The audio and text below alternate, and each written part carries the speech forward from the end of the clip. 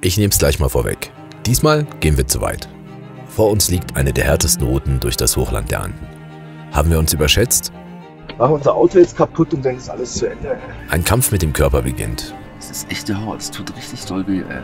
Unser Auto leidet und es explodiert sogar ein Motor.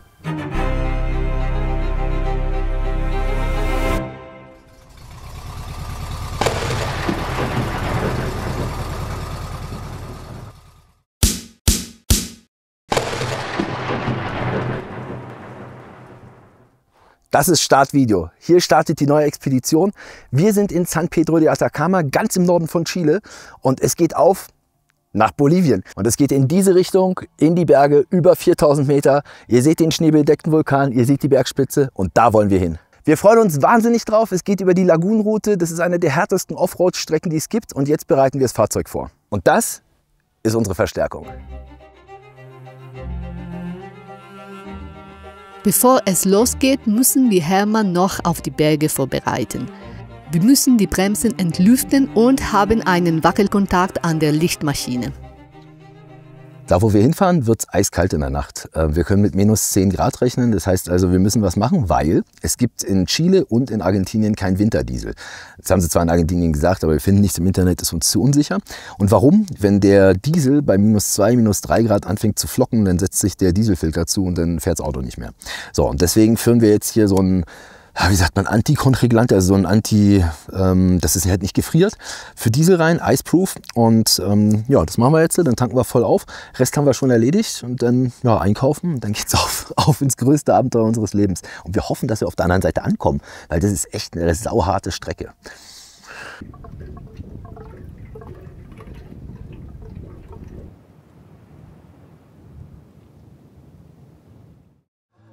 So, wir sind schon mal ein Stück nach oben gefahren.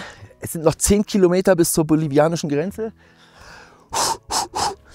So, wir sind auf 3300 Meter. Guckt euch das an mit dem Vulkan. Das ist so unglaublich krass. So, und heute reisen wir nach Bolivien ein. Wir sagen Ciao zu Argentinien. Wir sagen Ciao zu Chile. Wir kommen auf dieser Reise nicht mehr wieder. Wir sagen Danke auch. Wir sind super dankbar. Und ja, jetzt geht's auf nach Bolivien, auf die Lagunenroute.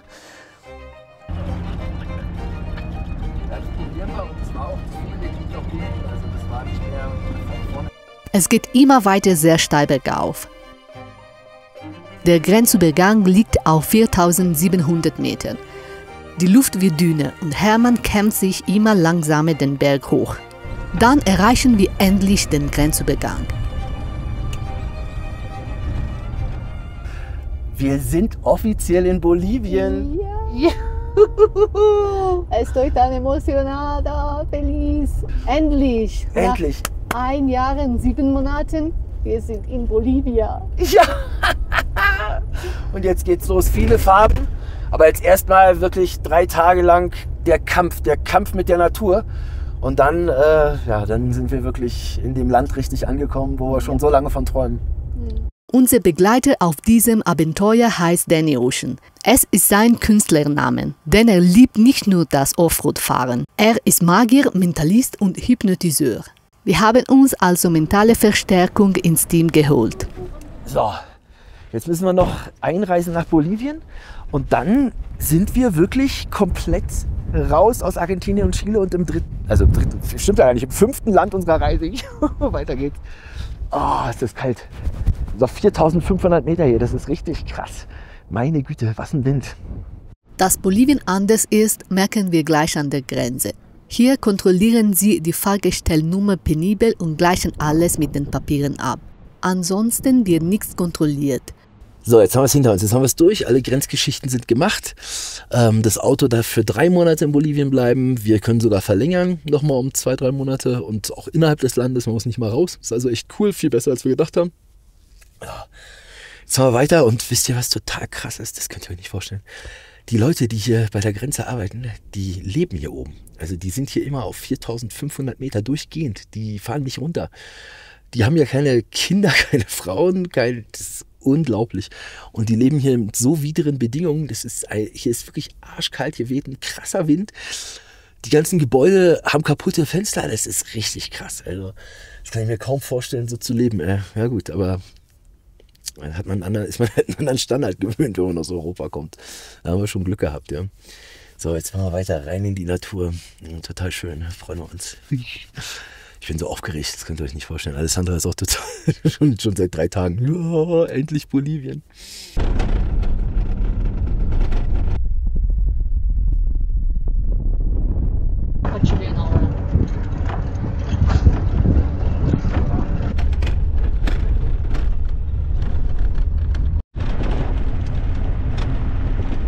Wir haben es jetzt gleich zu den Thermen geschafft. Das ist eigentlich schon unsere erste Etappe. Viel schneller als gedacht. Die Straße fährt sich okay, also die ist besser als die Carretera Austral. Ich meine, man weiß, dass man auf 4500 Meter ist, der Kopf tut weh, aber dafür gibt es ja halt die Coca-Blätter, das geht. Also bisher nicht wirklich kompliziert. Ja. Aber der Ripio wird halt, es wird schon wieder so laut hier, warte mal. Durch den Ripio hat man halt natürlich immer diese Erschütterung, aber wir fahren 40, 50 und kommen hier recht gut durch. Jetzt sind wir auch gleich bei der Therme, da machen wir erstmal einen Stopp, weil wir haben richtig Hunger. Die Hunde müssen noch mal raus.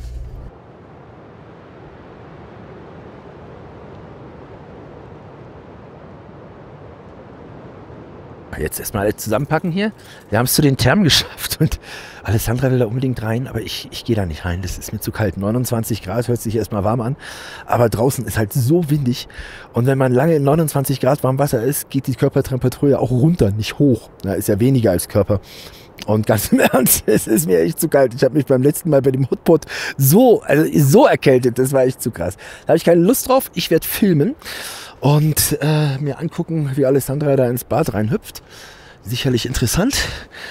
So, jetzt lasse ich die Hunde hier im Auto. Boah, das ist so windig, das ist so unglaublich krass windig. Ihr könnt euch das nicht vorstellen. Wie Patagonien hier.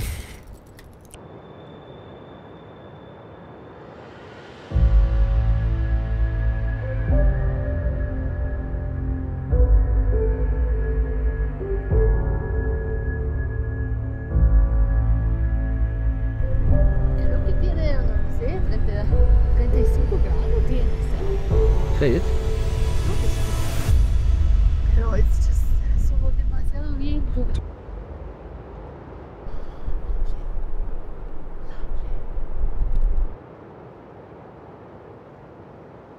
Concentrazione. 3, 2.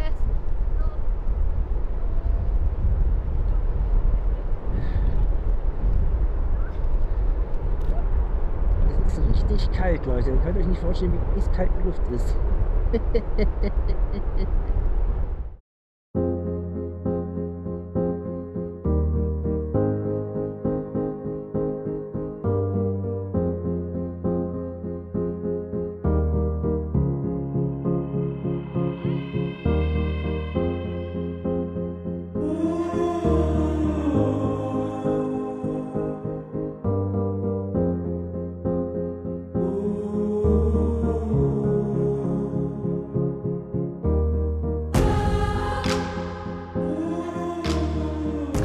Krass. 5000 Meter hoch. Also wir hoffen, dass das nicht stimmt, weil das wäre echt krass. Wir wollten ja eigentlich schlafen, aber das kann man nicht machen. Wir sind ja an den Geysiren angekommen. Guckt euch das mal an. Das ist so surreal. Mali Wilma wissen gar nicht, was Sache ist. Die denken, das ist ein Tier, was aus der Erde stinkt. Wilma geht's aus, das ist mal richtig gut auf der Höhe. Hätte ich nicht erwartet. Na, Mali? Kommt mal her, Wullis. Kommt mal her, hier, Wullis. Ach, kommt mal hier, Wullis. Zeig mal. Boah, guck mal, da ist voll die Erdspalte mit dem Matsch. Da kommt die heiße Brühe hoch. Das ist ja krass. Da willst du nicht reinrutschen, da bist du im Arsch. Oh, ist das geil, oder? Total surreal. Echt richtig geil. Wir müssen ja aus dem Schwefeldampf raus, das ist ja richtig giftig. Das ist ja krass.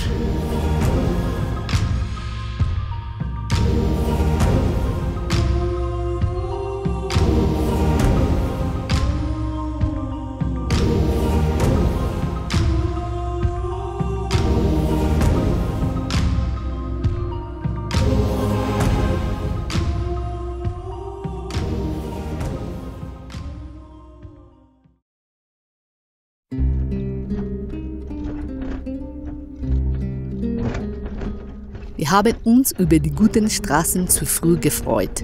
Bis jetzt hatten wir noch gedacht, wir hätten es einfacher als in der Puna-Wüste in Argentinien. Aber da haben wir uns gewaltig geirrt.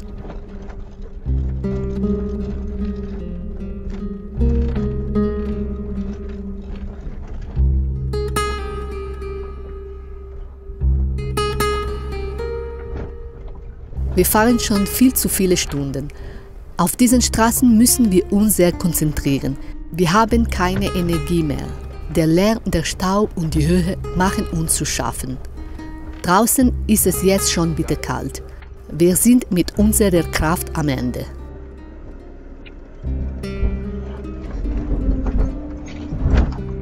Komm, das war's. Ich mach gar nichts mehr. Ich stell mich jetzt hin, wir schlafen und morgen hauen wir ab aus diesem scheiß Lugar.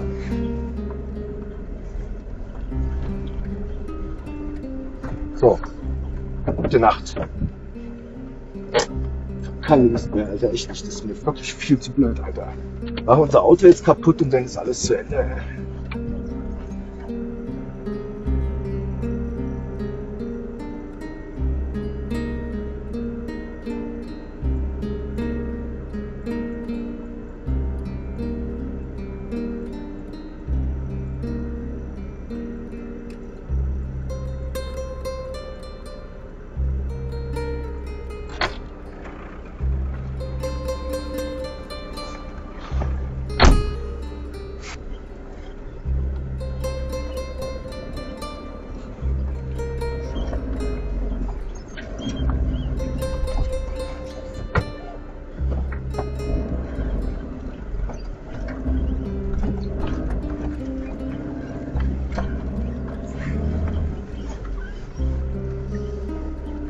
So, komm rein.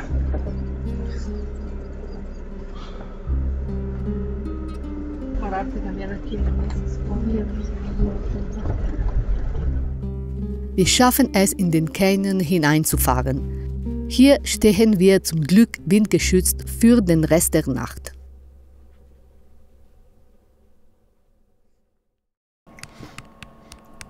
Horror Night. Ja, Mann, voll zum Kotzen. Es ist jetzt 1 Uhr nachts, ey, und mir tut so der Schädel weh. Das ist wie so übelst die Migräne. Ey, Mann. Und wir sind auf 4400 Metern, echt. Und wir kommen hier nicht weg, wir können hier gar nichts machen. Wir müssen jetzt hier echt unbedingt die Nacht verbringen. Und dann müssen wir morgen nochmal auf 4,6. Und wir schaffen das niemals morgen hier raus. Das ist echt der Horror, das tut richtig doll weh, ey. Ah, kotzt mich das an.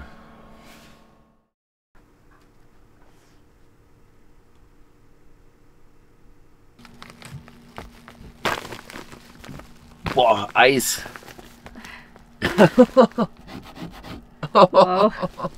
Con la calefacción encendida toda la noche. Ja, das ist echt krass. Es war jetzt so kalt draußen. Puh. Ach, jetzt beginnt der Tag. Oh mein Gott.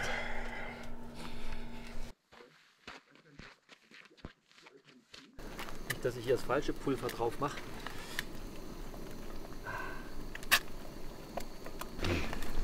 Nicht, dass da Coca-Pulver drauf kommt. Magst du verbrannte Eier filmen? Ja. Nein, die sind gut. Ich stehe wieder auf. Oh. So, jetzt haben wir erstmal gefrühstückt. Das war eine echt kalte Nacht. Also wir hatten es richtig eisig, unglaublich. Zum Glück haben wir die Standheizung, die funktioniert. Also das ist wahrscheinlich das Beste, was wir uns hier im Auto eingebaut haben. Wir sind hier immer noch auf 4400 Meter. Und wir haben gesehen, dass die Straße, die wir fahren wollen, eigentlich so, naja, die haben es eigentlich zugebuddelt sozusagen, aber es sind trotzdem Fahrspuren da von 4x4 Fahrzeugen. Und wir werden uns das heute geben, das ist uns heute egal, weil wir haben alle Höhenkrankheit. Ich habe überhaupt nicht geschlafen, das war also wirklich, bis 3 Uhr nachts war ich hier fit und habe dann eine Kopfschmerztablette genommen, weil ich gar nicht mehr konnte. Also wirklich ganz, ganz schlimm. Jetzt machen wir uns heute auf den Weg und versuchen so weit zu kommen, wie wir irgendwie kommen. Wir haben ja Danny dabei, also mit einem fetten Fahrzeug. Das heißt, wir sollten das eigentlich hinkriegen, in irgendeiner Art und Weise da durchzukommen. Der macht uns jetzt das platt, dass wir da rausfahren können. Ja, und dann versuchen wir so schnell wie möglich mal aus den 4000 Metern hier rauszukommen, weil das ist echt, das war gestern ein Horrortrip, also bis nachts umsonst dann gefahren, also nie wieder. Das ist eine Regel von uns, dass wir eigentlich nie so lange fahren und auch nicht nachts, aber das war einfach zu viel. Naja gut, jetzt packen wir mal zusammen, dann geht's weiter. Was machst du? Na? So, eine Nacht auf 4400 Meter. Es ist richtig kalt, die Scheiben sind noch gefroren. So, mal gucken, ob wir Hermann ankriegen. Aber erstmal alles aus hier, wir bläsen alles. Jetzt lasse ich den natürlich mehrere Male vorglühen. Das dauert auch seine Zeit, aber dann ist es ein bisschen wärmer in dieser Brennkammer. So müssen wir einmal machen. Ja, und dann starten wir das Ding hier durch. So, nochmal vorglühen. Drückt uns mal die Daumen, dass das klappt. Auf 4400 haben wir es noch nicht probiert. Also, und auf geht's.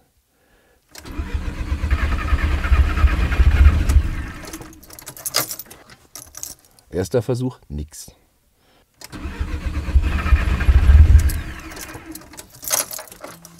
Und zweiter Versuch, nix.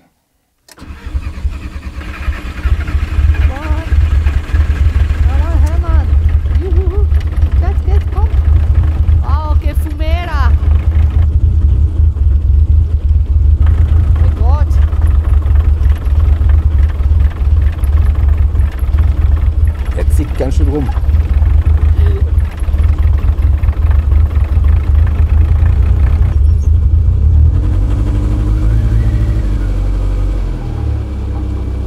Da ist er. T3 Power. Was ein Nebel. Let's smoke.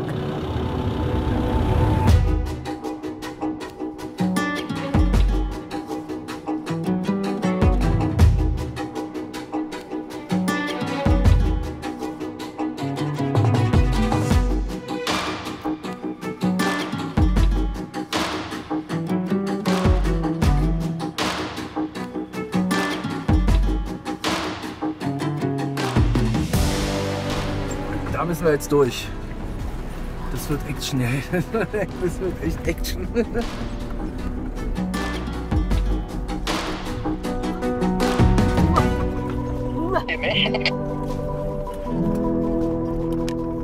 Laut und deutlich.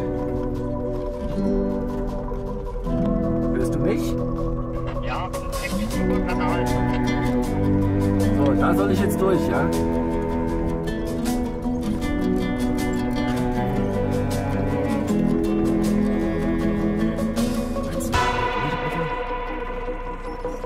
Was für ein Sound hier? Das ist gar was.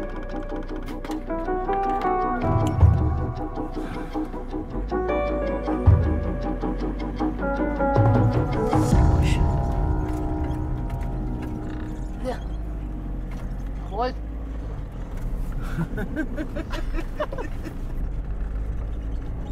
Gibt viele Wege, der rechte hier könnte vielleicht sogar besser sein, aber ich mache jetzt erstmal links.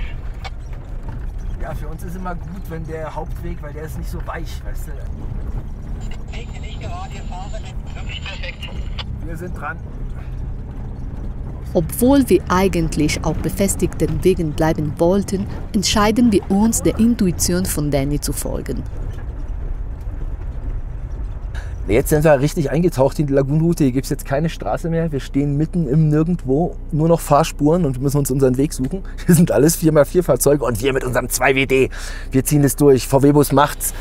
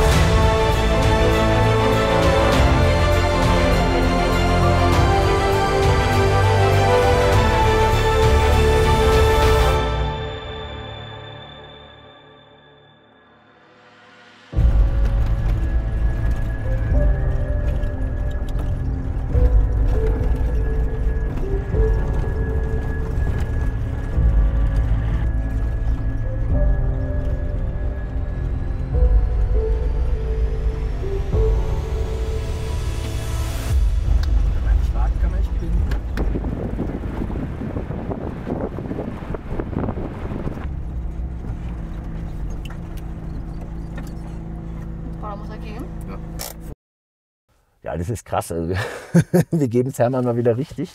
Das ist echt eine Sandstrecke, aber die kürzeste Strecke zu unserer Verbindung, die wir fahren können. Wir sind einfach mal waghalsig, wir wissen nicht, wie die ist. Wir haben auch keinen fragen können, wir haben keinen Guide fragen können, wir haben wirklich niemanden fragen können. Wir fahren jetzt einfach diese Strecke hier durch und verlassen die Laguna Colorada. Das ist hier also ein unglaublicher Ort. Und jetzt geht es da lang, den Berg hoch, durch den Sand mit dem 2WD. Zum Glück haben wir ein Backup dabei.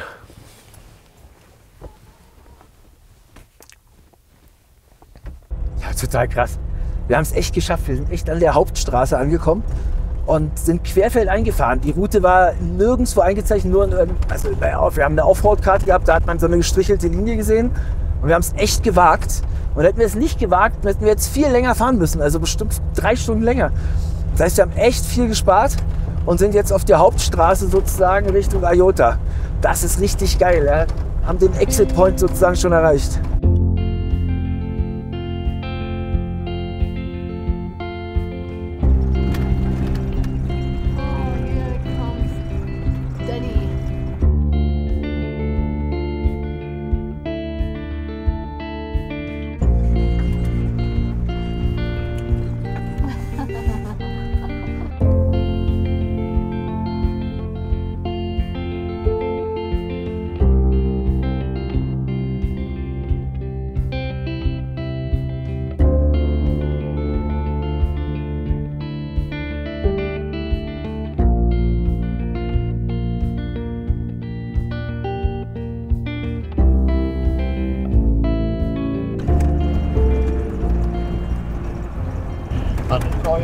Noch eine Nacht oder noch 2 Nächte? Maximal eine. Wir würden gerne morgen in Salar de Uyuni ankommen. Also das wäre schon eine gute Idee. Dann haben wir es hinter uns und sind schon weiter unten.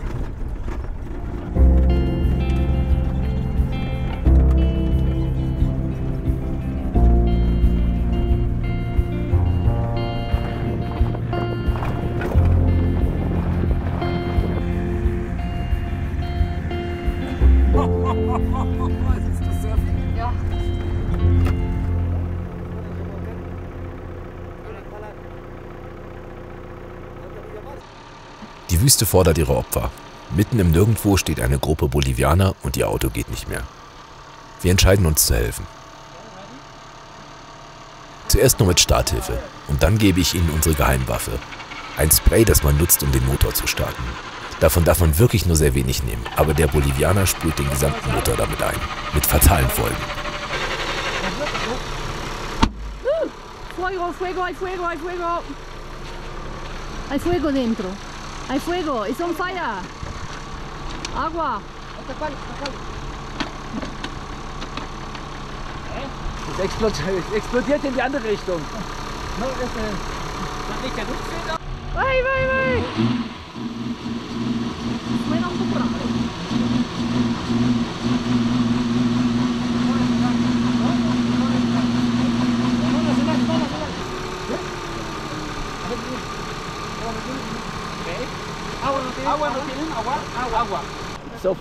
It's so funny how different we think. We never put normal water in our cars. No. But here you just give a fuck. Yeah. Yes. You reach or you don't reach. Y chico, ¿funciona? Ven aquí. Hemos salvado los. Gracias. De nada. ¿De dónde son?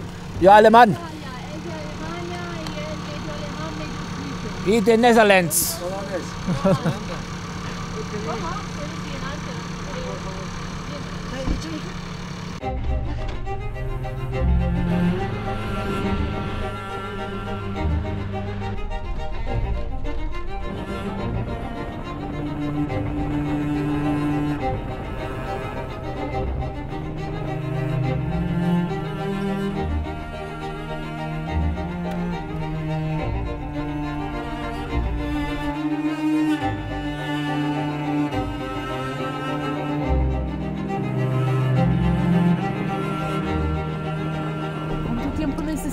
Para llegar a nuestro Ziel. Ich weiß es nicht. Nicht im Ansatz. Puede ser cualquier cosa. Also wir haben einfach noch ein paar Kilometer vor uns, aber wie lange man dafür hier braucht, keine Ahnung. Es ist eine Materialschlacht. Unser erstes bolivianisches Dorf auf 4000 Meter Höhe. Villa Mar. Noch 25 Kilometer bis zum Schlafplatz. Ist ja krass. Und Fußballplatz darf nicht fehlen. Wie kann man denn nur auf 4000 Meter Höhe Fußball spielen? Guck dir das an. Völlig in Ordnung. Und wie kann man nur auf der Höhe Fußball spielen? Niemals. Ich kann mich ja nicht mehr bewegen. Total krass, ne?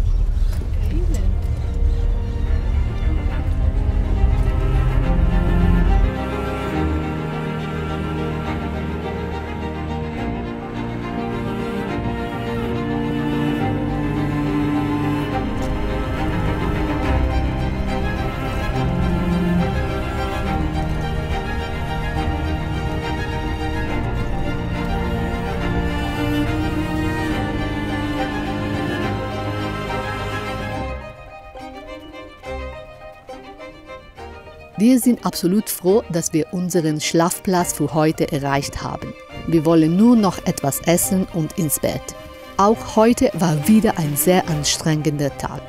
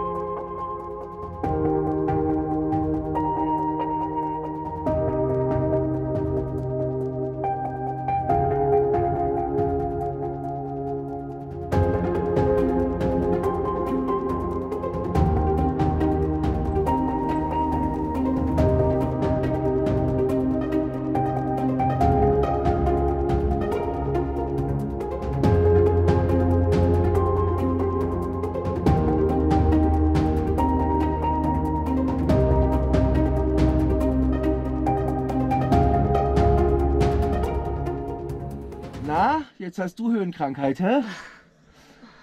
Ja, ich habe Kopfschmerz. Total. Die ganze Zeit hast du nichts gehabt und jetzt total. Ja. Hoy que estamos más bajo de los otros días. Ich verstehe es nicht. Ich nehme eine Kopfschmerztablette und geht's weiter. Ja, espero que hoy llegamos a Uyuni porque me gustaría bajarme de estas montañas. Amit. Siehst du?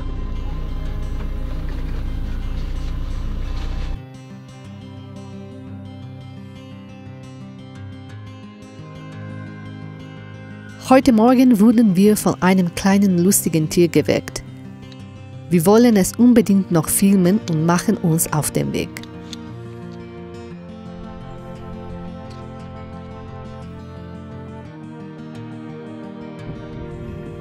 Wir müssen gar nicht lange suchen und finden eine schlafende Vizcacha.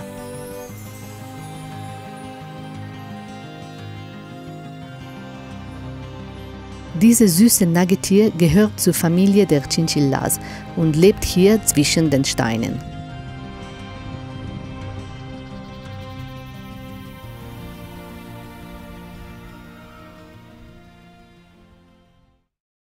Ja, bis hierher haben wir es geschafft. Unglaublich. Das ist unglaublich, dass wir das mit Hermann geschafft haben. Wir sind gestern wirklich querfeld eingefahren. Hat ihn auch ganz schön gekostet. Ich habe es gerade eben gesehen, Stoßdämpfer ist kaputt, aber das regeln wir schnell. Und wir sind jetzt auf 4100 Meter circa. Nimmt total surreal aus. Das ist so wunderschön hier. Lauter Viecher um uns rum, lauter Chinchillas. Das ist einfach nur ein absoluter Traum. Und jetzt haben wir gerade eben gehört, und deswegen sind wir auch sehr glücklich, dass in 2 Kilometern endlich Asphalt kommt. Wir sind jetzt knallhart 300 Kilometer Offroad durch den Altiplan gefahren. Das war richtig krass. Gerade gestern war einfach Materialverschleiß vom Feinsten. Das hat so geknallt zeitweilig. Also ich habe gedacht, es wird zerreißen. Naja gut, hat es uns ja auch. So, jetzt wechseln wir den Stoßdämpfer, der läuft nämlich die ganze Flüssigkeit aus und der hält auch keinen Druck mehr. Das heißt, wir hängen hinten ganz schön im Sack. Das ist scheiße. Das machen wir jetzt und dann fahren wir weiter. Auf geht's. Ja, ich werde immer besser. Total krass. Alessandra hat Chinchilla fotografiert und ich habe es echt geschafft, in 10 Minuten den Stoßdämpfer zu wechseln. Das war vor einem halben Jahr noch bestimmt eine halbe Stunde Arbeit. Aber jetzt mittlerweile sind wir schnell. So. Alguien tiene que divertirse, ¿no? Genau, irgendjemand muss ja Spaß haben. Ja. So, wir sind unterwegs. Unsere Begleitung ist schon vorgefahren. Danny, der ist vorgeflogen sozusagen mit seinem Auto. Der kann hier 100 fahren. Wir fahren gerade mal 25. Mehr geht hier nicht. Und jetzt fahren wir zu einer der größten, größten Sehenswürdigkeiten. Also das fetteste Ding, was es gibt eigentlich. Ich sage euch natürlich wieder mal nicht, was es ist, aber jetzt geht es auf zu einem ganz fetten Ding. Ne? Freue mich drauf. Schon die ganze Zeit. Auf geht's. Ai. Ist das? Ja.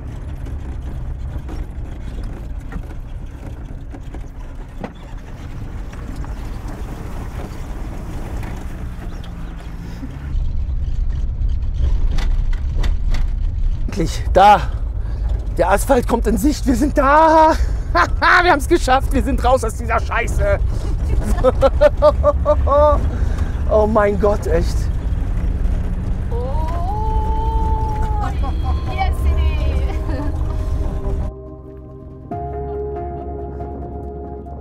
Das war unsere härteste Tour, die wir bisher gefahren sind. Und wir haben mit unserem T3 auch die Lagunenroute geschafft. Was das fette Ding ist, seht ihr in der nächsten Woche.